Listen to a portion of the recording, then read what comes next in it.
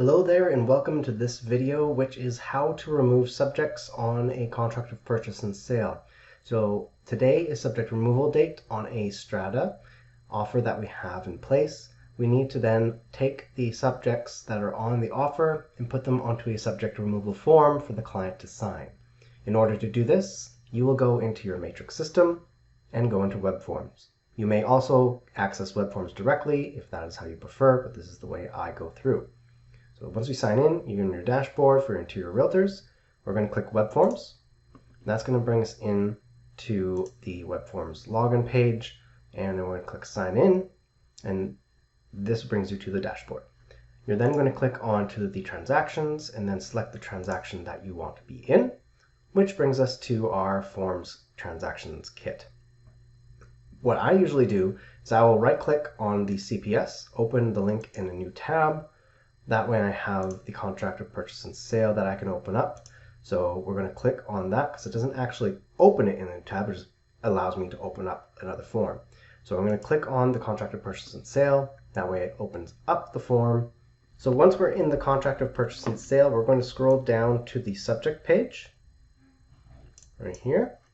And then we're going to open up our subject removal form, which is right here, removal of subject clause and appointment of conveyancer. One page. We're going to click this, and then we're going to copy the subjects that we have and paste them into this form.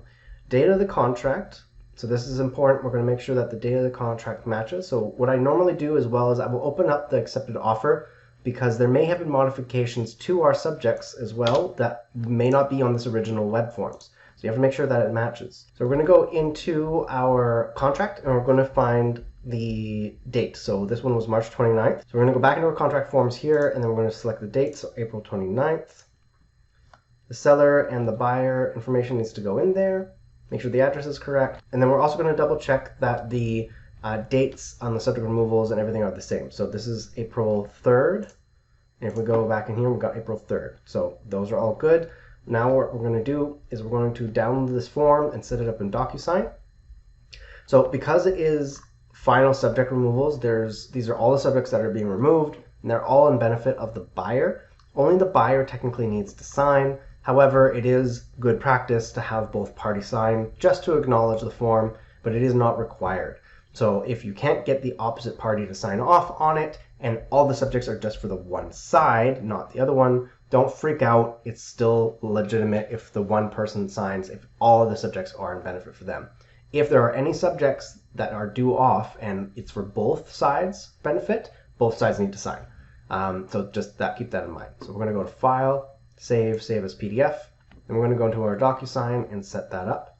And then we're going to confirm with our client, even after they sign it, in writing, so text or email, preferably, that they are good with us to send the form to the other side. Because as soon as we do that, it's done, right? So even if they signed it, always confirm with them to make sure that it's okay to send the form to the other side.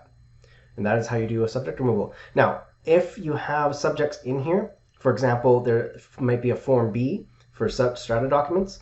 The strata documents, you should get the Form B also initialed by the buyer when you're sending the subject removal. If you have a subject for title review, you should get the title initialed by the buyer. If you have a subject for property disclosure statement, you should get the property disclosure statement initialed and signed by the buyer. Submit those with the final subject removals at the same time if you haven't already submitted it to the other side. So now that we've uploaded our subject removal form into the DocuSign, we also need to extract the Form B out of the strata document. So we've opened up the strata documents here, and it's a big package. It's 52 pages, right? So you gotta search for the Form B.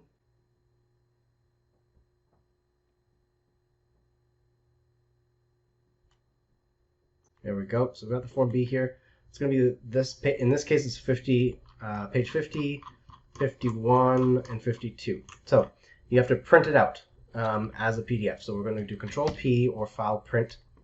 Not to a printer. We're going to do Microsoft Print to PDF. If you don't have something like this, you can download a PDF printer essentially, and then you're going to do Print. But before you do that, you need to change the pages. So we're going to do 50 to 52 because that's the Form B. Then we're going to click Print. select location. Select a location of where we want to save it, and just name it Form B. Save, and that's going to do is a little print into a PDF. We can then close this document, and then we're going to upload the file, the Form B, into our DocuSign as well. We're going to scroll down, put initials for our client. Now in this case, all the conditions are being removed. So all conditions have been removed. So they would put buyer name here, the initials there, and then signature right there, and the date stamp. Now, if they already have a lawyer, then you can put that the buyer hereby appoints the name of which office, and then have them sign. It's not a requirement. The most important thing to sign is this. Now, if there are additional subjects, if it's just partial subject removal and not all of them are being removed, then the initial spot would go up there. If you're dealing with the seller, then it's on this side. But we are removing all the subjects and we're dealing with the buyer, so that's where the initials goes. Now, we also have the Form B. Because we want to make sure that we have the proof that acknowledging that the buyer has received this and we've gone over it, we're going to get them to initial on each page of the Form B, and then we can send this off to the client.